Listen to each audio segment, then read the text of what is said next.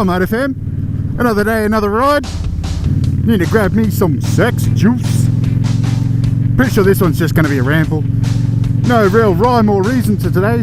Just going for a blast. Thought I'd come say g'day.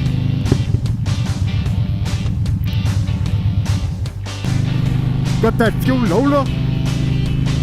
Go for a blast. Have a bit of fun. Talk some shit. Now, I thought I'd do a classic moto vlog spiel today.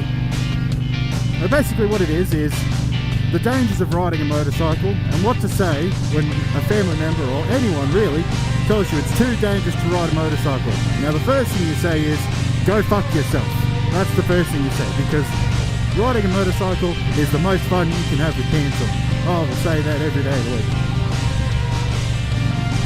Now, yes, there are dangers. Yes, there are more dangers than driving a car, but I wouldn't say there's any more dangers really than, being a passenger in the car. As long as you're aware of the dangers, you can do things that will prevent those dangers from becoming, real life incidents. Like people say, oh, there's too many dickheads on the road. Well, then ride for the dickheads. You know what I mean? Don't pretend that no one's going to pull in on you, because that shit will happen to you in a car. The difference is on a bike, you're a little bit smaller and they can't really see you. But you, generally speaking, have more power to just whip out of the way. Or, you're more nimble to get around an obstacle or something. And I mean, other than dickheads on the road, and okay, if you hit a kangaroo on a bike, you're 90% of the time going to be worse off than you would be if you hit it in a car. 90% of the time. I've hit a kangaroo on this, and it fucked up my leg pretty bad, but I didn't come off. I kept the bike up. I needed to replace the exhaust, but that was just part of motorcycling. The exhaust goes down that side, and that's where the kangaroo hit. So them's the apples, you know what I mean? Traction. Look, if you're being stupid on the throttle and you're gonna let loose traction everywhere, then you're probably aware of what that does in a car anyway, and you can combat it a little bit. A rule of thumb is, as long as the front wheel's doing alright, your back one can do whatever it wants. There have been times when I'm riding in the rain and give it a little bit too much, and the front wheel's fine because it didn't get the shot of torque going through, but the arse end's slipping out. It's the first 5 times it happens, your arsehole will pucker up so severely that you'll be pulling undies out of your arsehole for a week. But you get used to it, and then it becomes fun. And I feel like it's something that they should probably teach you in riding school, is how to deal with these situations. Like, I remember when I was in riding school, and it wasn't really riding school, it was more like Q-Ride, but it was upright. It was the New South Wales version. And I asked him, okay, so what do you do if you find you in a situation when you're coming into a corner a little too hot? And he says to me, oh, it hasn't happened. I'm like, okay, but what do we do if it does? And he's like, don't do it. And I'm like, okay, but we're new. None of us have ridden before. What do we do if it does? And he couldn't give me an answer. And the correct answer is, let off the throttle. Don't get object fixation on the fence that you're about to hit, and try and steer through it. The golden rule of motorcycles is you look where you're looking is where you're going to go, right? So most of the crashes that you'll see on Mount Mulholland or whatever is people coming into a corner a little too hot. You see them, they're leaned over to take the corner, and they're like, oh, I'm coming a little too hot, make sure I don't hit that fence. And then they go straight for the fence. That's not what you want to have happen. That's not the ideal situation to find yourself in.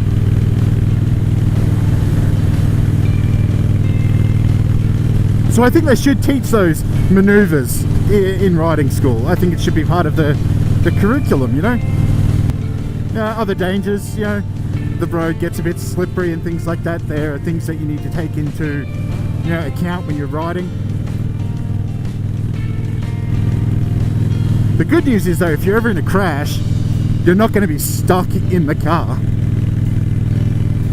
They say that 9 out of 10 spinal injuries that have occurred during car crashes are because a witness pulled them out of the car the wrong way. Well, that's not going to happen in a motorbike. Probably because you're in the tree, but hey, at least you're not stuck in the car. Other than that, the perks for riding a motorcycle are 1,000 times, more than the cons.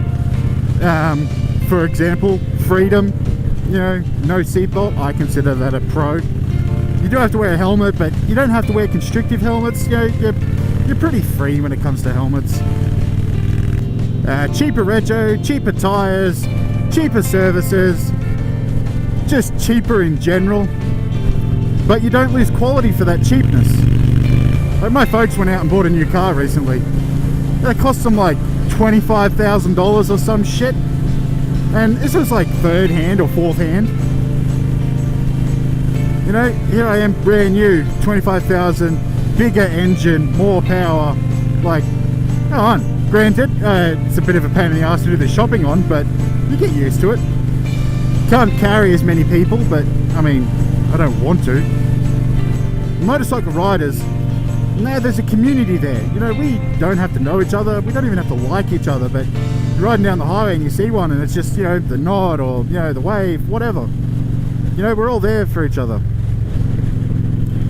Yeah, you're riding along the highway and you see a bike pulled over. Yeah, you pull over. Hey man, you alright? Yeah, cool, sweet, off you go. Takes 2 seconds. The other night when my brother and I went for a ride, we actually seen this dude who had like a tricked out postie bike. It was actually pretty sweet. There's some photos on my Instagram, so jump on there and I'll put a link in the doobly-doo. That was great. We helped him, followed him up the range, said g'day, said goodbye, and that was it. Off he goes. Happy days, happy raves.